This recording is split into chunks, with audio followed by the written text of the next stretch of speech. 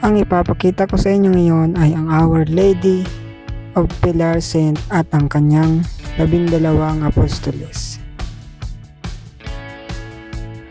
At ito ay matatagpuan sa barangay ng Ligmanan sa lalawigan ng Camarines Sur.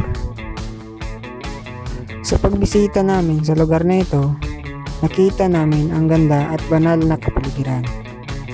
Ang mga tao ay nagpapakita ng kanilang debosyon at ang paggalang sa mga banal na imahe. Ang lugar na ito ay talagang isang lugar ng pagkakaisa at ng espiritual na paglago.